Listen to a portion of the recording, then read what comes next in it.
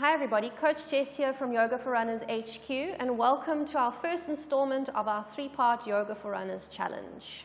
Yoga has many benefits for runners in particular, some being increased flexibility, increased strength, it aids in your recovery, and it also helps to increase lung capacity. So as a runner myself, I'm acutely aware of the relationship my breath has with my running. Breathing, whether we're running or whether we're practicing our yoga, is vital. So our breath when we're practicing yoga is what makes our yoga practice a yoga practice. Awareness of your breathing, of the air entering in through the nose and leaving the body through the nose, is essentially what makes it a yoga practice. Without awareness of breath and without awareness of what your body is doing, you're simply stretching. So to create a yoga practice, one of the first things you need to do is become aware of the breathing. Today, we're going to be going over a basic yoga breath called three-phase breathing. So to begin, I'd like you to come into a seated position. If you're not comfortable in a seated position, you can also do this lying down. So a seated position with a nice tall spine, either on your knees or with your legs crossed, or lying down on your back with your feet slightly apart and your palms turned up towards the ceiling. Three-phase breath involves three parts of the body: the belly, the ribs, and the chest. To perform three-phase breathing, imagine that you aren't using your lungs to breathe. Rather, that you're pulling the breath down into the belly, increasing and inflating the belly like a balloon. When the belly is full, the breath moves into the ribs, expanding the ribs in all directions, front, sides, and back. And finally, the breath moves all the way up towards the throat and the chest. Once the breath is all the way into the throat, we reverse the breath. We imagine the chest descending, the ribs and the muscles of the ribs contracting, and then the belly deflating. So if you are not in a seated position already, come to sit in a seated position. Find a tall spine. You can place your right hand on your belly and your left hand on your chest. Eyes are closed if you wish. Simply notice the breath moving in and out of the nose without controlling the breath.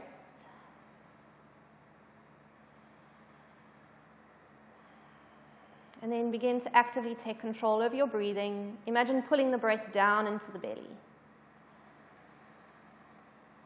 Notice the belly start to inflate. Feel the belly button press towards your bottom hand. Carry on inhaling.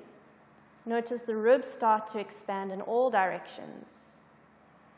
Carry on inhaling, and notice the chest start to rise. Now that your chest is full, start to feel the exhale through the nose as the hand moves down. The ribs start to contract in towards the spine, and finally the belly deflates. Inhale as you feel the belly rise, the breath moving down into the body. Carry on inhaling, feel the ribs start to part. Carry on inhaling, feel the chest rise. Once the breath is all the way at the throat, exhale, start to feel the chest descend, the ribs close, and the belly lower. Inhale, filling the belly, ribs, and chest. Exhale, chest comes down, ribs close, and belly lowers. Inhale.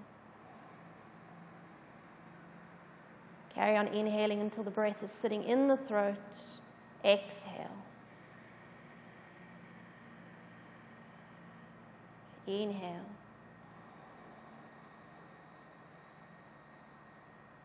And exhale.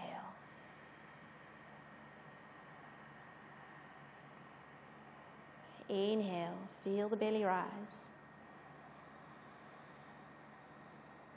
Exhale. You can continue now on your own time, just being aware of the three phases of the breath.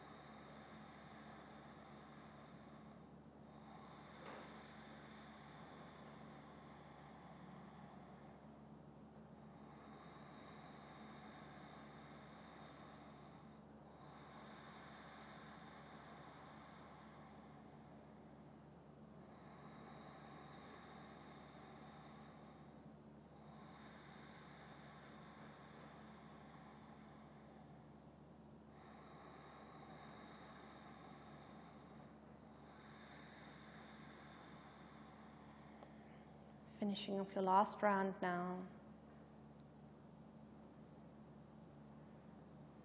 At the end of your exhale, just releasing your hands onto your legs, bowing your head.